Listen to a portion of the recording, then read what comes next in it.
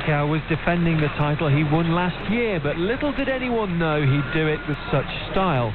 He'd been under world record pace throughout the race and never faded, even after pulling away from the last remaining pacemaker after 30 kilometres to win in a time of 2 hours, 3 minutes and 38 seconds.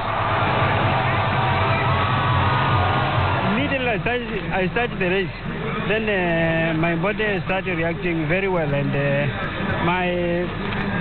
I started thinking about world record. The Kenyan's performance was in sharp contrast to that of Gabi Selassie, who pulled out of the race after around 38 kilometres because of breathing difficulties. He'd first stepped off the road a little earlier and was clearly in distress. In the women's race, Florence Kiplagat made it a Kenyan double with victory in 2 hours, 19 minutes and 44 seconds. I'm very excited to win a marathon. I was thinking I'll never finish it, but I believe now I'll go to Olympics.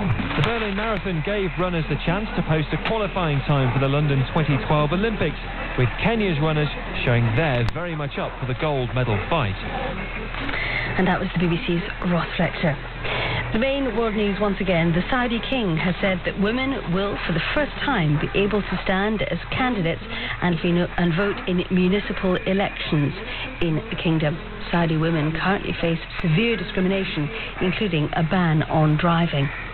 Libyan forces have renewed their attack on Colonel Gaddafi's stronghold of Sirte after fighting their way deep into the city on Saturday.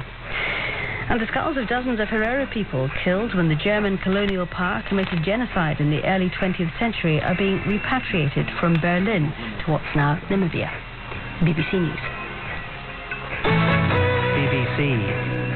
The BBC World Service, writer-in-residence. I'm Hamid Ismailov. I'm an Uzbek writer whose works are banned in Uzbekistan.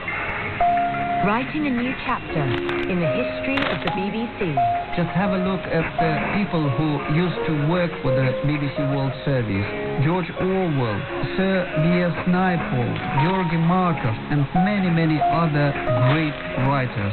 Over the next 2 years, Hamid will be reflecting on the news, global issues, and life at the BBC. I'm trying to raise the level of journalism to the level of literature. The BBC World Service, writer-in-residence at bbcworldservice.com/writing.